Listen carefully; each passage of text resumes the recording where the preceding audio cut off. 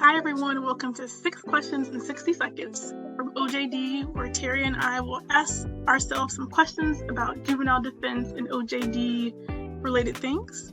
I will start, and I'm going to ask Terri her first question, which is, Terri, what do you like best about working at OJD? So for me, I like best working with the team of people that we have, Eric and Versha and Yolanda.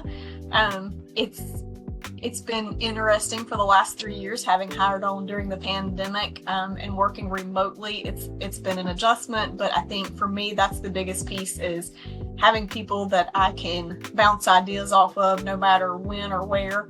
And I know we're only supposed to pick one, but also I still love working with the kids in court because I am still keeping a caseload. And so that for me was a very important piece of coming to work with OJD, was being able to retain cases.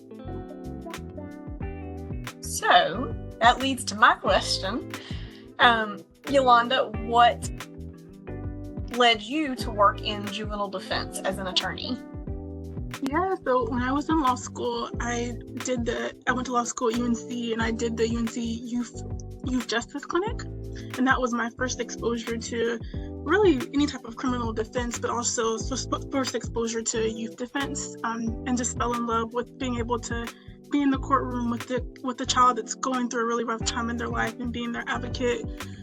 It was there that I kind of realized that I fit well in this world. I was passionate about this type of work, and then looked to pursue opportunities in juvenile and criminal defense after I graduated. But it was that clinic that initiated the desire to be in this field. Okay, I think it's my time for another question. And so, Terri, how did you get into juvenile defense?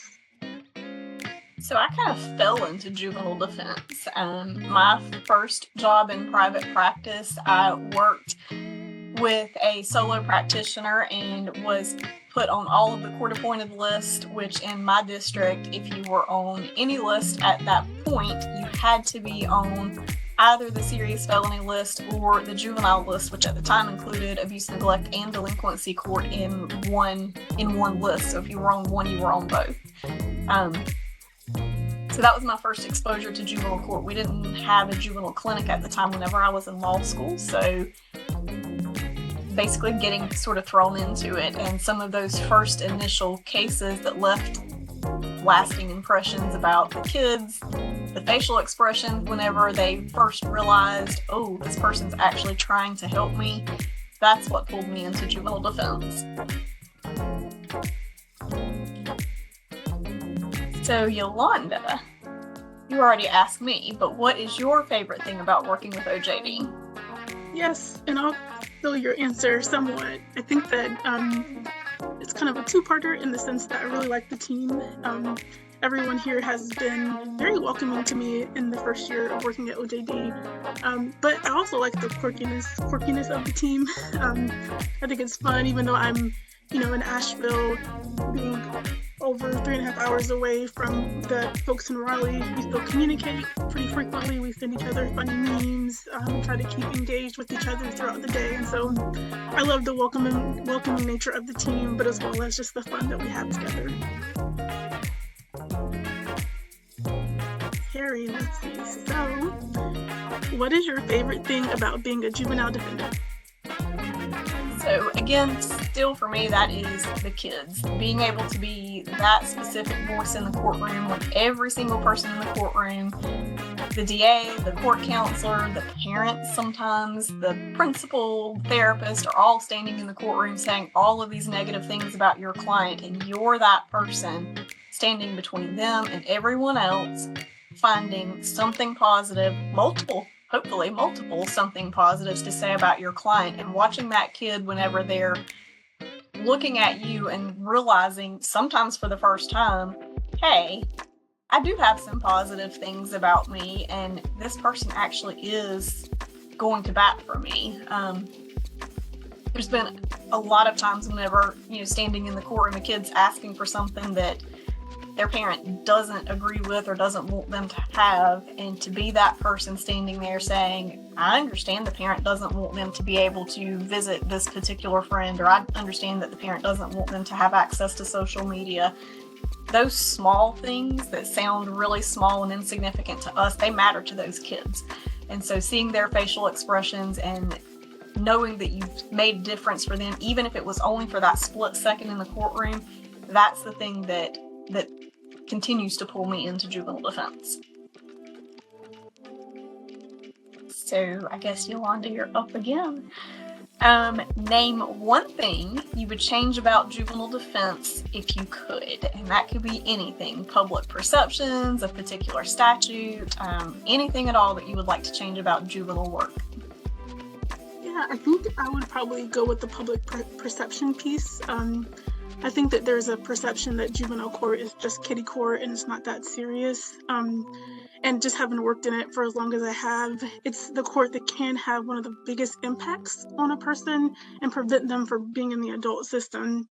If it works as intended, if all the advocates on all the sides are working for the betterment of that child. And so I know by definition it is a court for children, but it's very, very serious. And I think I wish that the public would take that part seriously. I think sometimes we see with our clients that if they're involved in an offense with an adult, the adult will put the blame on them because, oh, it's just kiddie court. Our parents won't come to court, our kids won't come to court because they don't think that there's a real big consequence of it. But as we know, kids can be in YDC or youth detention until their 21st birthdays in some situations. And so it's very serious. I wish the public would know that. And that they would reach out to us and other juvenile justice system stakeholders if they have questions, needs, or just want to understand the system a little bit better. Okay, Terri, do you have a favorite juvenile-related case? I do. So I absolutely love NRA DAH because as much as any case law can be a common sense type of case, that one is. It spells out all of the issues with suppression. It gives you a checklist. It explains the mental status of a child in the juvenile system, particularly one who is in a school-based setting. Absolutely everything about that case. It's one of my all-time favorites, and I tell everybody to read that case, even if it's not a suppression issue. Look at that specific case and just read the way the court describes kids in the school system who then end up in our delinquency system, because we still do very much have a school to prison pipeline, and that case showcases it in a very real way. So for you, Yolanda, as well, what is your favorite juvenile case law? Yeah, and I think I'm going to go with JDB, and that's just because it's from North Carolina. It's pretty neat that a lot of the people who argued that case are still practicing in the state, so it's nice to have that connection. But also just the fact that it established some pretty strong rights for youth that are being interrogated, and so it's very useful, a very practical, useful case that I see people utilizing in their everyday practice. But probably that just because of the hometown connection. So now we get to the really serious questions for you, Yolanda. What is your absolute best hidden talent? I think that's a hard one. Well, I would say probably a hidden talent, but also a stress relief is that I play the ukulele.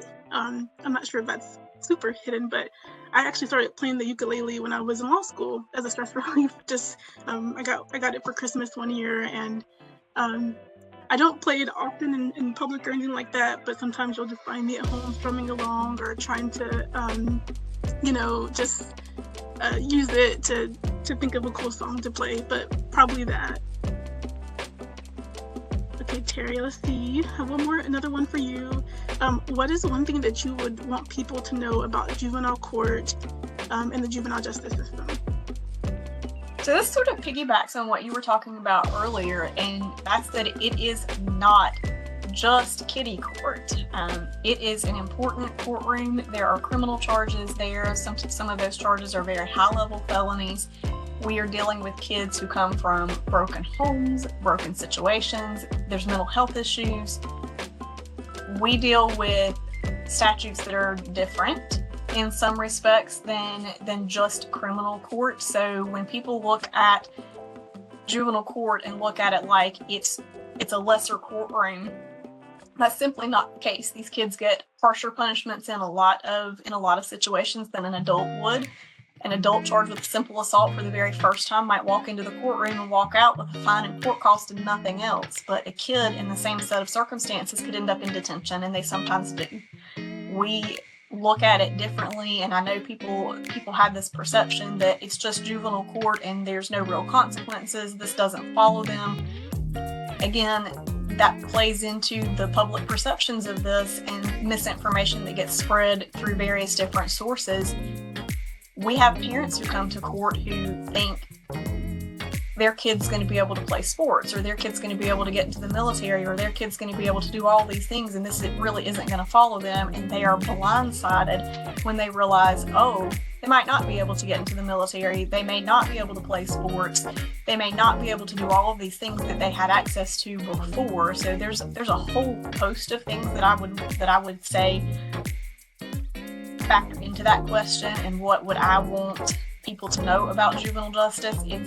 That would be a huge, very long answer to put everything into one place to say, here's what I want people to know about juvenile justice. But people do need to ask questions, and if they don't know the answer, they can contact us to ask those questions, because the reality is some of what is perceived about juveniles in the delinquency system is not always entirely accurate. These kids may be broken, they may be sad, they may have mental health issues, they may be grief-stricken, but they're not all bad kids. And that to me is one of the biggest pieces of it, is they're not just little miniature criminals, they're people, and they need representation, and that's why we're here. And Terri, before you move on to your next question, I have another question for you. But this is maybe a controversial one, I don't know. But since you're both a Tar Heel and a Blue Devil, Duke or UNC? Okay, I know the answer to this question. It is always Duke. It's always going to be Duke. Favorite team since I was tiny, and they still are. Yolanda, for you, what is your absolute favorite pun or dad joke? My favorite one is, how do you find Will Smith in the snow? I don't know how. You follow the Fresh Prince. That's probably my favorite one. Okay, Terri. This is a bonus question of some sort, but what is your Hogwarts house, and do you see any qualities from that house in your role as a juvenile defender? So I took that test over and over, and I got the same result every single time. I always get put in Slytherin.